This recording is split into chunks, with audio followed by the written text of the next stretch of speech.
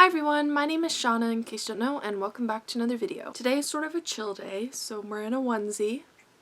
See, and my hair is also very greasy, so I'm trying to sort of cover my hair right now. But in today's video, I'm going to be doing the second tome around book tag. This book tag was created by The Hungry Bookworm, and I will link her YouTube channel down in the description below. So this is a tag about secondhand books. A tome is a book. I had to look that up recently because I always heard the word tomes in the booktube community, but I never understood what it meant until now. So this is about secondhand books, secondhand bookstores, all of that kind of stuff, and let's crack on into this video. The first question is, do you buy secondhand books?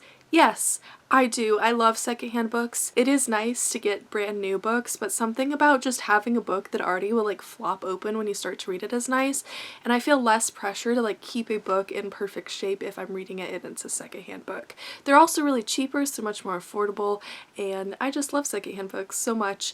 I have been buying secondhand books for as long as I can remember. I've never been someone that's been like, oh, I'm only going to get brand new books. Number 2, what is/was your latest purchase? This video will go up probably like 2 weeks after I film it, so I got these technically yesterday, but it's not actually yesterday when this is being uploaded. So I went to Goodwill yesterday and I picked up 4 books. I will show them all to you. I can't choose just one to show you. I'm very excited for all of these. So the first one that I got is Kindred by Octavia E. Butler. I don't know too much about this book, but I had it marked as want to read for some reason on Goodreads, so I picked it up. I think I had it marked as want to read because it's some sort of fantasy. It says Dana, a modern black woman, is celebrating her 26th birthday with her new husband when she is snatched abruptly from her home in California and transported to the antebellum South. Rufus, the white son of a plantation owner, is drowning, and Dana has been summoned across the years to save him. After this first summons, Dana is drawn back again and again to the plantation to protect Rufus and ensure that he will grow to manhood and father the daughter who will become Dana's ancestor. Yet each time, Dana's sojourns become longer and more dangerous until it is uncertain whether or not her life will end long before it has even begun. So this is a time travel fantasy story that sounds like it will probably have conversations about race and slavery in here, so I'm really looking forward to reading this one. And then I have Save the Date by Morgan Matson. I don't know much about this one, but it was cheap, and I know that one of my favorite booktubers really likes Morgan Matson, so I decided to give this one a shot. This is Charlie's sister is getting married. Everyone is coming home, all her older siblings. It'll be just like it used to be. One last weekend together before her parents sell the house. Charlie doesn't want to think about college next year or things changing. She just wants to make this a perfect weekend. What could go wrong? Well, first the wedding planner quits, then the house alarm won't stop going off, Charlie's biggest crush shows up unannounced, there's a missing tuxedo, an unexpected dog, and a neighbor bent on destruction, not to mention the event planner's assistant, who is surprisingly distractingly cute. And that's before things get really crazy. In all the chaos, Charlie will learn more than she ever expected about the family she thought she knew by heart, and she'll realize that sometimes trying to keep everything like it was in the past means missing out on the future. So this is a contemporary romance that sounds like it's sort of like a rom-com. I have been dying to find any book that's similar to Nicola Yoon, and now I don't know if this one will be anything like Nicola Yoon's books, but I'm gonna give it a shot. If anyone has recommendations for books that are like Nicola Yoon's books, feel free to let me know, because I like hard-hitting contemporaries with romance that you like die for, but like they're also short chapters, quick reads. Like that's my favorite type of contemporary, but Nicola Yoon is the only one I found who has that type of writing, so yeah.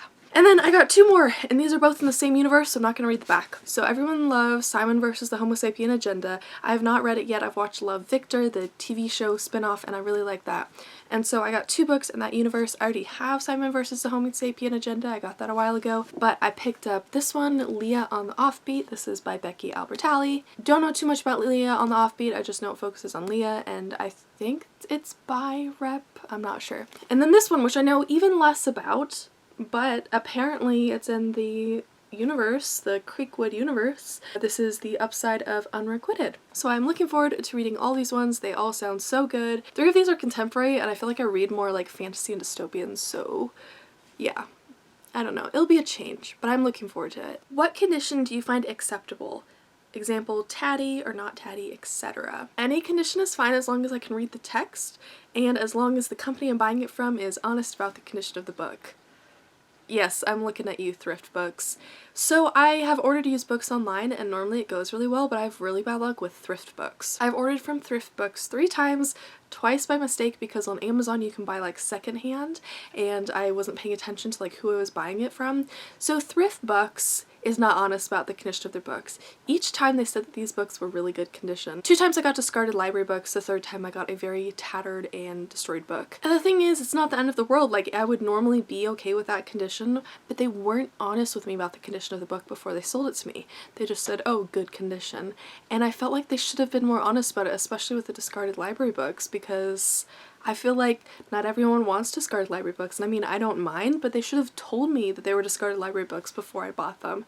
So I sort of am upset at thrift books, in case you can't tell, but generally, yeah, if I can read the text, I'm not going to be too upset as long as I know how the book looks before I get it. Number 4, after you have read said book, do you keep it for a reread or do you redonate it?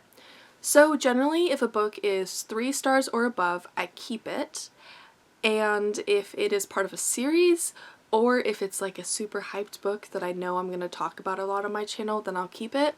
However, if it's like 2 stars or under and I don't like it, I will redonate it somewhere else. And when I redonate it somewhere else, if it's a kid's book, I can give it to my mom for her classroom or for other classrooms in her school, because she's an elementary school teacher, so she has quite a bit of my old books in her classroom. Or sometimes I try and sell it at Pals because they buy books back, but I don't do that too often because they're very like judgmental about the condition of the books that they take in, which I understand. Like, they're very top-notch, like new and used bookstore, and sometimes I give it to this charity shop near my house and it donates back to the local library. Or there's like the tiny little libraries where you put in a book and take out a book, and I like to put my books in there. And I don't always take out a book when I give one because they don't always have books I'm interested in there, and sometimes I'm just like, I feel like sometimes people might like feel bad, like they want a book but they don't have a book to give back, and so I'm like, if I can just give books and not take one, then maybe like someone could feel less bad about taking a book that they want because it'll be more full, if you understand what I'm trying to say. Question number 5, do you have a favorite place you like to go to when looking for secondhand books? Yes, I do. So I like to go to Pals, as I said. So Pals has 2 locations. So there's Cedar Hills, which is the one that I am closer to, and it's one that I like wouldn't necessarily like recommend that you travel to because it isn't as impressive as the one in downtown Portland. The one in downtown Portland is the biggest bookstore in the world in terms of shelf space. So not in terms of like floor space. Floor space, that awards goes to a Barnes & Noble, I believe, in New York. But in terms of shelf space, so the amount of shelves, amount of books on the shelves. So I love to go there. I mean, it's sort of cool to say I live really close to the world's biggest bookstore, and it is such an incredible place to buy used books. I found some really good deals there. And then besides Pals, because that's really like big and sometimes it feels like a big trek and adventure to go to one of the Pals locations, I also like to go to what I call the library bookstore, which is what I was talking about, the used bookstore where the money that they get helps fund the library. It does have a specific name, but it's like really close to where I live, so I'm not going to tell you the specific name, but I call it the library bookstore. I've been going since I was a kid. I used to go to the farmer's market in my city every Saturday, and then I go on to the library bookstore after I go to the farmer's market and get a book, and it was always really fun. It was like a fun tradition to do every Saturday. Number 6, hardback or paperback? Do you have a preference? No. So the thing with me and hardback and paperbacks is like, people always ask me all the time, which one do you prefer? And the thing is, I don't know which one I prefer. I literally can't choose. So nothing beats the feeling of cracking open a paperback to read. I mean, I'm not like cracking the spine. I mean, like something about holding like a nice floppy paperback feels really, really good. However, these ones get thrashed, they get trashed, and so they don't hold up as long. So the ones that hold up longer are hardbacks. And I read hardbacks without the covers on, so I'd read it like this, and that's actually like really helpful to keep the book in good shape, I would say, because the cover is safe and the books last longer if they're hardbacks. So I'm very torn on this, but generally no, I don't care. I buy whichever one is cheaper, or if I'm collecting multiple editions of the book, which I just do for Harry Potter, then I just buy whichever one's pretty that I don't have yet. Number 7, have you found any real gems? I have. So I don't have this with me currently. I can't find it. You know, last night I was trying to film book talks because I'm a book talker.